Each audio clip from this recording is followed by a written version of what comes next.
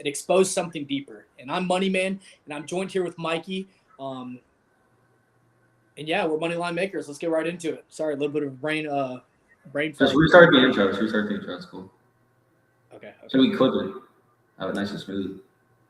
The first round of the NBA playoffs didn't just give us winners and losers. It exposed something deeper. And my name is Money Man, and I'm joined here with Mikey, and this is Money Line Makers. Let's get right into it. All right, great. Let's get right into it. I'll lead the point here. Start us off. We really take a recap of round one. We really look into the series, Rockets and the Lakers. The Rockets open up as minus 900 favorites over the Lakers, and obviously we all know Lake Show got it done, and they won the series. And if you really look at the game-to-game aspect of the series, I believe 5 out of the 6 games, the underdog actually ended up winning the game. Now, 5 out of 6 money line underdog winning the series, or winning each game, and the underdog Lakers winning the series. That shows a lot there. Then if we move on and we move to the Pistons and the Magic game, Magic series, I believe 5 out of the 7 games in that series as well, the underdog actually ended up overperforming and winning the game as well. What are your takes on this, Money Man? My takes are is I did a little bit of research into the first round, and underdogs went 26-20 against the spread overall as a whole, and they won 21 of those games outright. So to me, what that shows me is Vegas really mispriced a lot of these games, which is, don't get me wrong, the first round is always very tricky to price. But if you were betting favorites, if you're betting favorite spreads, you probably lost a lot of money going into this first round. Yeah, that's how Vegas gets you, man. They get you to fall for the trap and always bet the favorite, and that's how you fall for the trap. You got to stay on the right side of the money. Definitely.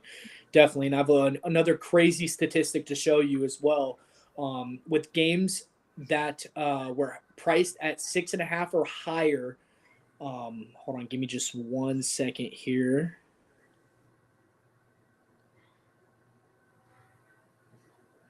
In games where the line was set at 6.5 points or higher, the underdogs covered at 12. Underdogs went 12-11 against the spread when the. Just restart that part. Resay that part. So you flip it. All right. I got another crazy statistic for you. In games that were priced at 6.5 points or higher, underdogs covered at 12-11 against the spread, and what really stood out to me is 9 out of those 12 games, the underdog won outright. So that means in games where they're priced at 7 points or higher, the underdogs just flat out won the game. So kind of touching back on your Lakers point, a few of those games were priced at 6.5 or higher. One of those games against the Portland and Spurs, the Spurs just outright won one of those games as well. And then if you just look at the Magic series, those first 4 games as well, the Magics were pretty heavy underdogs, and they outright won those games. Yeah, completely agreed. I believe in 3 of the Cavs Raptors games as well. I believe the Raptors were underdogs and ended up winning. Definitely. All right, so Did you notice any other trends in the first round? Any other trends in the first round? Not off the top of my head here. What about you? I noticed one very specific one as well. If you got into the games early, I would say roughly about a day early, the under hit at a staggering 27 compared to the over hitting 20 games. So roughly 27 out of those 47 games, the under hit. But now when it got closer to tip off, the over hit a lot more higher at a hit rate compared to the under as well. So you could tell right before the game tipped off, Vegas was really pricing in, really sharpening their pencils before those games. But if you got in early, you made quite a bit of money on those unders as well. All right, so let me hear your thoughts on this right here. Just given the information you just gave, you got 7:39 right now, and the game starts at about 8:10 for Knicks and 76ers. We got that line at 212.5. What's your early lean on that? You got the under, you got the over on that? My personal opinion, if I got in early, I'd probably be leaning the under. But now with, of course, Vegas pricing it, sharpening their pencils and everything, I would definitely need to take a little bit closer of a deep dive into that. I'm pulling it up right now to see if the line moved at all. It Yeah, honestly, I think my early lean on that one, to be honest with you, I think I would take the over 212 and a half. yeah, no, I'm looking at it right now. Vegas didn't move it at all. It's looking like there's roughly about 93% of the money's on the over, and Vegas is very comfortable at that 212 and a half. So my honest lean, I would go under here, especially Yeah, with it being after the nearly first. 93%. Yeah, especially with it being the first game of the second round, I could definitely see this being a slower paced game, and I could see the under smacking in this game. Yeah, I think I agree after you point out the statistics there as well. Any Um, other further comments on the betting? Now with the Spurs against Minnesota, this is a little bit different. Uh, on the other side of everything, the line opened at 216 and a half, and now it's up to 219 and a half. So early betters definitely got a better line on that game. If you're betting it a little bit later, I'd be a little bit more cautious because roughly about 88% of the money's on the over on that one as well. Of course, Vegas is adjusting with all the money going into that one, but that kind of solidifies my point on the under with the Knicks versus 76ers game. If they're adjusting with that much money going into the Spurs against Timberwolf, why did they not adjust with the Knicks versus 76ers game? So that kind of solidifies my point that I do think that game's going to go under. Okay, so you got under in both games as of right now? No, just my research just a little bit, just pulling it up right there. I definitely have the 76ers versus Knicks game going under. Now I would be a little bit more cautious on the Spurs versus Timberwolves game, just for the sole fact if they are adjusting the lines. If I had to guess, it's going to adjust a little bit more before tip off. We got a couple more hours before that, so I'd be a little bit more cautious. If you did want to take the under, you're getting a better price now, especially with the line moving up 3 points. So you're getting a little bit better price if you want to take that under. But that's a game that I would be very cautious of, especially with Ant playing tonight. And the Spurs have showed they can score a lot of points. But now with Ant playing tonight, I can definitely see the Timberwolves might come out a little slow, especially with him being injured. So I would definitely say that over under depends on if the Timberwolves can keep up with the Spurs. Yeah, I agree. Do you think Ant's going to be on a minutes restriction tonight, or do you think he's going to play 35, 40 minutes? If it was up to me, I would put him on a minute restriction. I wouldn't even play him this game. I'd play him game 2 or game 3. Wait till the Timberwolves came back home before I played him. Yeah, I agree. But if they played him all 35 minutes, I do think that would be a little bit of a stretch. I think they'd be rushing him. If you want my honest opinion on that, I don't think he should play 35 minutes tonight. Yeah, I totally agree. Now, one discussion I want to have with you real quick before we head out. There's a lot of talks right now about who's the best player in the NBA. Coming into the season, it was obviously Jokic. Then later on this season, a lot of people are saying Wemby, going back and forth on Jokic, even SGA, his name's coming up in that conversation. I know me and you talked earlier in the segment about can Joel Embiid get his name in that conversation if they make the finals and they go on this huge run. But, with his injury history, that might not even be a possibility. Who would you have right now as the number one player in the NBA?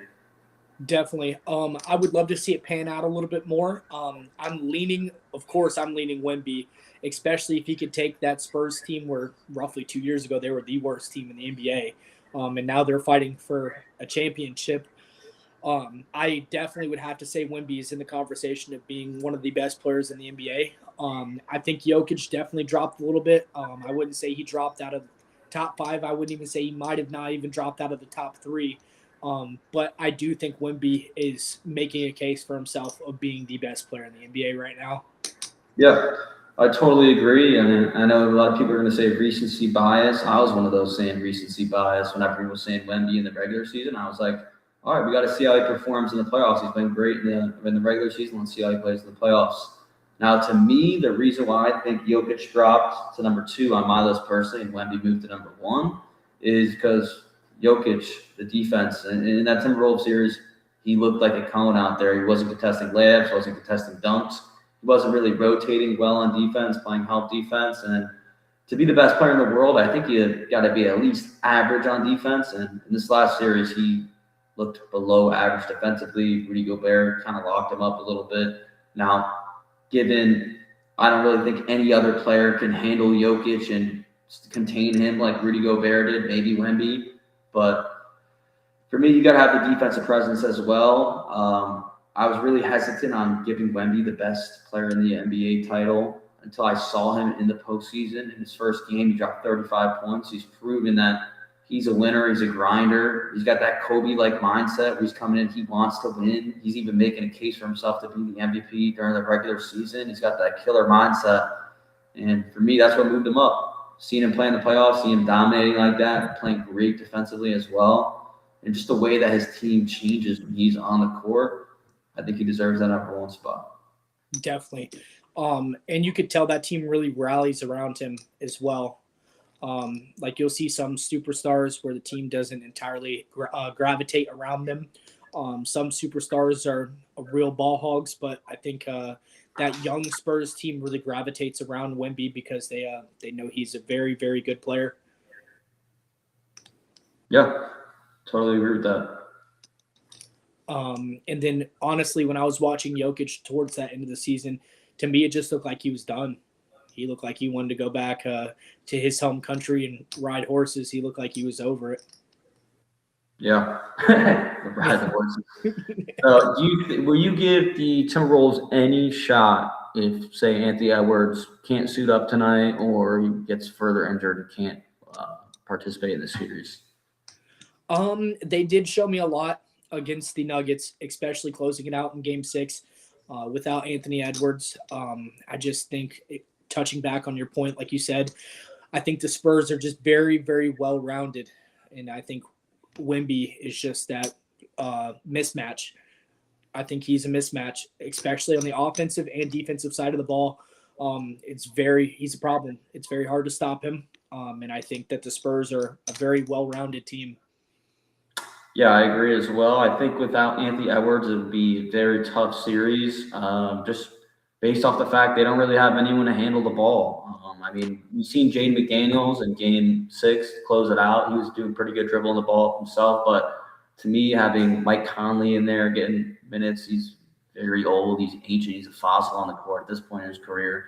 Then you got Bones Highland dribbling the ball as well. I don't really like those two running the show on the offense for me, being the primarily being the passer and setting up the offense. And I don't know.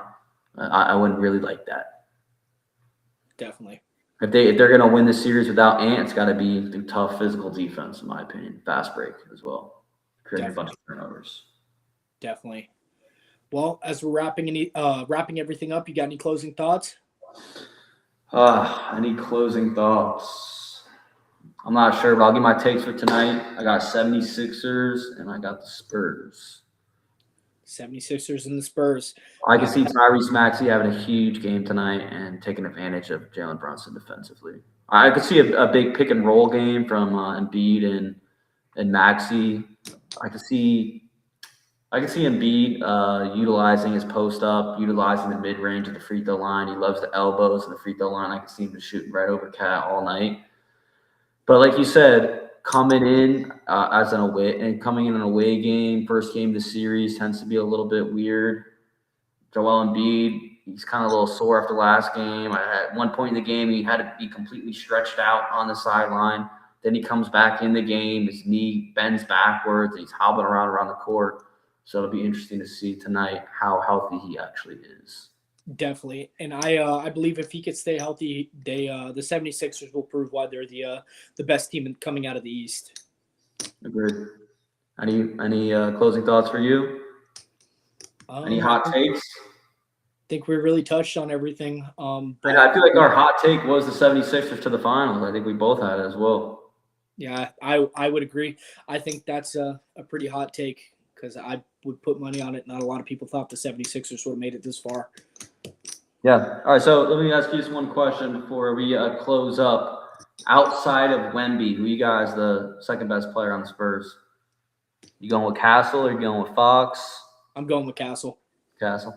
Yeah. Yeah, I think he's been handling that offense pretty well, facilitating it, especially on those games that Wemby were injured or of course, we're on a minute restriction after his concussion. Yeah, I think he's been great defensively as well. They just got such a well-rounded team, man. They got Fox also to close out the game. He's great in the fourth quarter. He's a great closer, fast point guard, good dribbling, ball handling, shoot a little bit, great passer. I think, man, they're going to be a scary team. That's why I got them going to the finals. I know I was flipping back and forth, Timberwolves and Spurs, but whoever wins that series, I got them going to the finals. Just because Ant's not healthy, I got the Spurs. Definitely. Well, guys, this has been Moneyline Makers. Thank you for tuning in. Catch y'all on the next one. Thank you. Thank you.